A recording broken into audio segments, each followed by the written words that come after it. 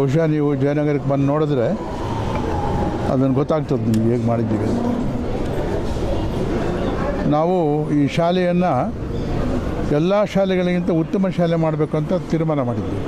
ಆ ರೀತಿ ಆಗ್ತಲೂ ಇದೆ. ಈಗ 62 ವರ್ಷ ಈ ಶಾಲೆಗೆ ಪ್ರಾರಂಭ ಆಗಿ ಮಧ್ಯೆ ಸ್ವಲ್ಪ ಹೇಗೋ ವ್ಯತ್ಯಾಸ ಆಯಿತು. ಮೊದಲು ಪ್ರಾರಂಭದಲ್ಲಿ ಈ ಶಾಲೆ ಭಾಳ ಉನ್ನತ ಸ್ಥಿತಿಯಲ್ಲಿತ್ತು, ಭಾಳ ಜನ ಮಕ್ಕಳಿರ್ತಾಯಿದ್ರು. ಮಧ್ಯೆ ಏನೋ ವ್ಯತ್ಯಾಸ ಆಯಿತು. ಬಹುಶಃ ಅದು ಯಾಕೆ ಏನು ಅಂತ ನಾನು ಇಲ್ಲಿ ಹೇಳೋಕ್ಕೆ ಇಷ್ಟಪಡೋದಿಲ್ಲ. ಈಗ ಮಕ್ಕಳು ಬರ್ತಾಯಿದ್ದಾರೆ.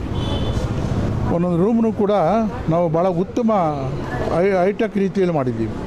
ಬಹುಶಃ 1.5 ಲಕ್ಷ ಫೀಸ್ ತಗೊಳ್ಳೋಂಥ ಶಾಲೆಗಳು ಕೂಡ ಅಂಥ ರೂಮ್ಗಳಿಲ್ಲ. ನೀವು ಬೇಕಾದ್ರೆ ನೋಡ್ಬೋದು. ಆ ರೀತಿಯ ಒಳ್ಳೆಯ ಗಾಳಿ, ಒಳ್ಳೆಯ ಬೆಳಕು, ಉತ್ತಮ ಪರಿಸರ ಕೂತ್ಕೊಳ್ಳೋದಕ್ಕೆ. ಅದಕ್ಕೆ ಹೆಚ್ಚಿಗೆ ನಮ್ಮ ಸೆಕ್ರೆಟ್ರಿ ಮತ್ತು ಪ್ರೆಸಿಡೆಂಟು ಎಲ್ಲರೂ ಸೇರಿದ್ದೀವಿ. ಅವರು ಹೆಚ್ಚಿಗೆ ಗಮನ ಕೊಡ್ತಾ ಇದ್ದಾರೆ. ಅದೇ ರೀತಿ ಇದು ನಮ್ಮ ಒಂದು ವಿಭಾಗ. ಇಲ್ಲಿ ಕಾಲೇಜಿದೆ, ಹೈಸ್ಕೂಲು ಇದೆ. ಇದನ್ನು ಕೂಡ ನಾವು ಅದೇ ರೀತಿ ಮಾಡಬೇಕು ಅಂತ ತೀರ್ಮಾನ ಮಾಡಿದ್ದೀವಿ. ಈಗಾಗಲೇ ಒಂದು ಭಾಗ ಉತ್ತಮವಾಗಿದೆ. ನೋಡ್ಬೋದು ನೀವು ಇಲ್ಲಿ ಉತ್ತಮ ಸ್ಥಿತಿಯಲ್ಲಿದೆ. ಈ ವಿಭಾಗಕ್ಕೆ ನಮ್ಮ ನಿಜಗುಣಮೂರ್ತಿಯವರು ಚೇರ್ಮನ್ ಆಗಿದ್ದಾರೆ. ಅವರು ಇದನ್ನು ನೋಡ್ಕೊಳ್ತಾರೆ. ಹೆಚ್ಚಿಗೆ ಏನೇನಾಗಬೇಕು ಇಲ್ಲಾಂದ್ರೆ ಅವರು ಏನು ಆಗಬೇಕು ಅಂತಾರೋ ಅದು ಸೆಕ್ರೆಟರಿ ಹೇಳ್ತಾರೆ. ಅದು ನಾವೆಲ್ಲ ಸೇರಿ ತೀರ್ಮಾನ ಮಾಡಿ ಅದನ್ನು ಮಾಡ್ತಾಯಿದ್ದೀವಿ. ರಾಮಲಿಂಗ ರೆಡ್ಡಿಯವರು ಇದನ್ನು ಪೂರ್ಣವಾಗಿ ಉತ್ತಮ ಸ್ಥಿತಿಯಲ್ಲಿ ಮಾಡಬೇಕು ಅಂತ ನಾವು ಅವ್ರನ್ನ ಕೇಳ್ಕೊಂಡಿದ್ದೀವಿ. ಅವರು ಹೇಳಿದ್ದಾರೆ ಮಾಡಿಕೊಡ್ತೀವಿ ಅಂತ. ಇದನ್ನು ಕೂಡ ಅದಕ್ಕಿಂತ ಉತ್ತಮದ, ಯಾಕಂದರೆ ಬಿಲ್ಡಿಂಗ್ ಚೆನ್ನಾಗಿದೆ, ಇಲ್ಲೂ ಕೂಡ ಉತ್ತಮ ಸ್ಥಿತಿಗೆ ತರ್ತೀವಿ ನಾವು. ಅಂದರೆ ಫೀಸ್ ಕಮ್ಮಿ ಇದೆ. ನಮ್ಮ ಚೇರ್ಮನ್, ನಮ್ಮ ಸೆಕ್ರೆಟರಿಗಳು ಮೊದಲೇ ಹೇಳಿದ್ರು. ಭಾಳಷ್ಟು ಜನಕ್ಕೆ ಏನಾಗ್ತದೆ ಅಂದರೆ ಫೀಸ್ ಕಮ್ಮಿ ಇದೆ, ಇದೇನು ಚೆನ್ನಾಗಿಲ್ಲ ಅಂತ ಕಾಣುತ್ತೆ ಅನ್ನೋ ಭಾವನೆ ಇದೆ. ಫೀಸ್ ಕಮ್ಮಿ ಇದೆ ಅಂದರೆ ಯಾಕೆ ನಾವು ಫೀಸ್ ಕಮ್ಮಿ ಇಟ್ಟಿದ್ದೀವಿ? ಇದು ಯಾರ್ದು ಸ್ವಂತದ್ದಲ್ಲ, ಲಾಭ ಮಾಡೋಕ್ಕಿಲ್ಲ. ನಾವು ಲಾಭ ಮಾಡಬೇಕಾದಿಲ್ಲ. ಲಾಭ ಮಾಡೋರು 1.5 ಲಕ್ಷ 1 ಲಕ್ಷದ ಮೇಲೆ ತೊಗೊಳ್ತಾರೆ. ಯಾಕಂದ್ರೆ ಲಾಭ ಬೇಕು ಅವರಿಗೆ. ನಾವು ಲಾಭ ಮಾಡೋಕ್ಕೆ ಆಗ್ತದೆ. ಇದು ಸೊಸೈಟಿ. ಇದು ಎಲೆಕ್ಷನಲ್ಲಿ ಬಂದಿರತಕ್ಕಂಥ ಮೆಂಬರ್ಸ್ ನಾವೆಲ್ಲ ಇರೋ ದಿವಸ ಅದನ್ನು ಉತ್ತಮ ಸ್ಥಿತಿಯಲ್ಲಿ ತರಬೇಕು ಅಂತೇಳಿ ಈ ಫೀಸನ್ನು ಈಗ ಸ್ವಲ್ಪ ಹೆಚ್ಚಿಸಿದ್ದೀವಿ. ಆದರೂ ಕೂಡ ಅದು ಕೂಡ ಕಮ್ಮಿನೇ. ನಮ್ಮ ಉದ್ದೇಶ ಏನಂದರೆ ಈ ವಿಭಾಗದಲ್ಲಿ ಏನಿದ್ದಾರೆ ಇವರೆಲ್ಲ ಪೇರೆಂಟ್ಸ್ ಏನಿದ್ದಾರೆ ಅವರೆಲ್ಲ ತಮ್ಮ ಮಕ್ಕಳನ್ನು ಇಲ್ಲಿಗೆ ಸೇರಿಸಬೇಕು, ಇಲ್ಲಿ ಉತ್ತಮ ಪ್ರಜೆಗಳನ್ನಾಗಿ ಮಾಡಬೇಕು ಅಂತ ನಾವು ಅದೊಂದು ಭಾಳ. ನಮಸ್ಕಾರ, ನಾನು ಡಾಕ್ಟರ್ ನಿಜಗುಣಮೂರ್ತಿ, MES ಪ್ರೌಢಶಾಲೆಯಲ್ಲಿ 34 ವರ್ಷ ಸೇವೆ ಸಲ್ಲಿಸಿ ಈಗ ಆಡಳಿತ ಮಂಡಳಿಯಲ್ಲಿದ್ದೀನಿ. ವಿದ್ಯಾಭ್ಯಾಸ ಅನ್ನೋದು ಬಹುಮುಖ ಪ್ರತಿಭೆಯನ್ನು ಗುರುತಿಸ್ತಕ್ಕಂಥ ಒಂದು ವ್ಯವಸ್ಥೆ. ಪಾಠ ಪ್ರವಚನಗಳು ಪರ್ಸೆಂಟೇಜ್ ಒಂದೇ ಅಲ್ಲ, ಜೊತೆಗೆ ಕ್ರೀಡೆಗಳು, ಸೇವೆಗಳು, ಒಳ್ಳೆಯ ಮನೋಭಾವ ಇದನ್ನೆಲ್ಲ ಬೆಳೆಸ್ತಕ್ಕಂಥ ಒಂದು ಸಂಸ್ಥೆಯನ್ನಾಗಿ ನಮ್ಮ MES ಅನ್ನು ಕಟ್ಟಬೇಕು ಅನ್ನೋ ಆಟದಿಂದ ನಮ್ಮ ಆಡಳಿತ ಮಂಡಳಿಯವರು ಎಲ್ಲರೂ ಕೂಡ ಮುಂದೆ ನುಗ್ಗುತ್ತಾ ಇದ್ದೀವಿ. ಇದಕ್ಕೆ ನಮ್ಮ ಹಳೆಯ ವಿದ್ಯಾರ್ಥಿಗಳೇ ಸಾಕ್ಷಿ. ಈಗ ನೀವು ನೋಡಿದ ಚಂದ್ರಶೇಖರ್ ರಾಜು ನಮ್ಮ ಸೆಕ್ರೆಟ್ರಿ, ನಮ್ಮ ಹಳೆಯ ವಿದ್ಯಾರ್ಥಿ. ಭಾಗೀರಥಿ ಕೂಡ ನಮ್ಮ ಸಂಸ್ಥೆಯಲ್ಲಿ ಓದಿದ್ದು. ಹಳೆಯ ವಿದ್ಯಾರ್ಥಿಗಳ ದೊಡ್ಡ ಲಿಸ್ಟೇ ಇದೆ.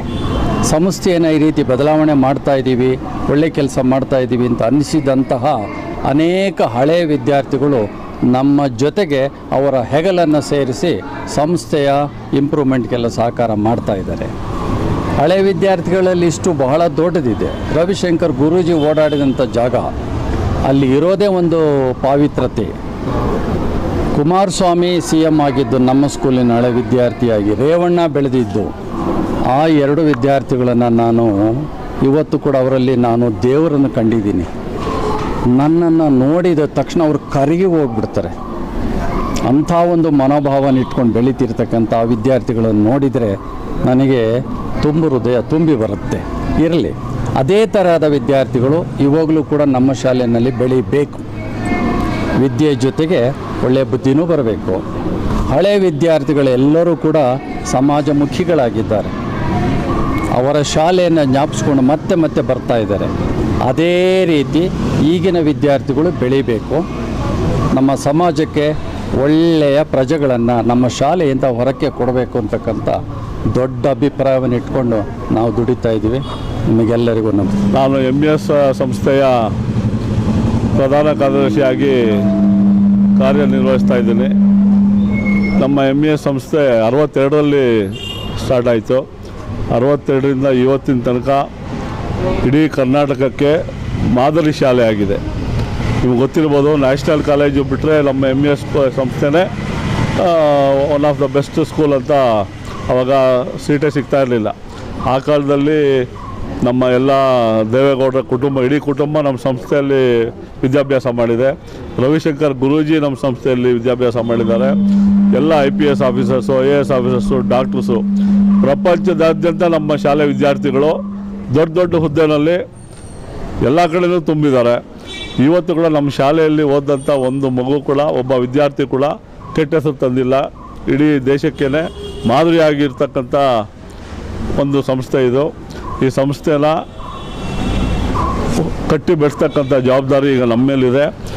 ನಾವು ಹಿಂದೆ ಇದ್ದಂಥ ವೈಭವವನ್ನು ಈಗ ಮರಳಿ ಅದು ಸಂಸ್ಥೆಗೆ ತರಬೇಕು ಅಂತ ನಾವೆಲ್ಲ ಸೇರಿ ಪಣ ತೊಟ್ಟಿದ್ದೀವಿ.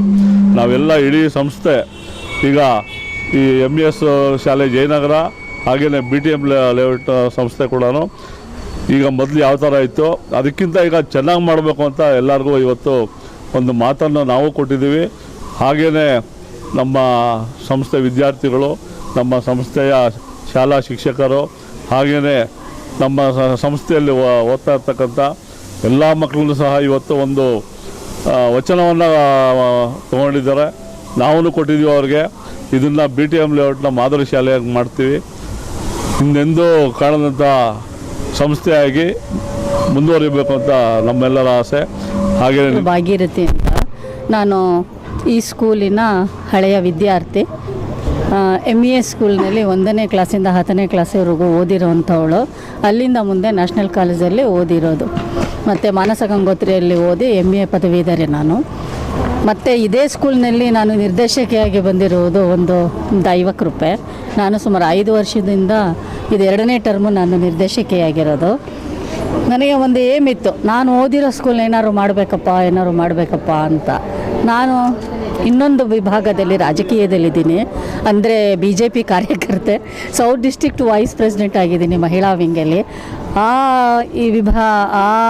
ಇದರಲ್ಲೇ ನಾನು ತೇಜಸ್ವಿ ಸೂರ್ಯ ಅವರಿಂದ ಒಂದು 25 ಲಕ್ಷ MPLAD ಫಂಡಿಂದ 1 ಫಾಸ್ಟ್ ಫುಲ್ ಮಾಡಿಸಿದ್ದೀನಿ. ಈಗ ರಾಮಮೂರ್ತಿ ಅವ್ರ ಕಡೆಯಿಂದ ಮಾಡಿಸ್ತಾ ಇದ್ದೀನಿ. ಒಳ್ಳೆ ಮಾದರಿ ಶಾಲೆ ಮಾಡಬೇಕು ಅಂತ ನನ್ನ ಆಸೆ. ನನ್ನ ಕಾಲದಲ್ಲಿ 1,000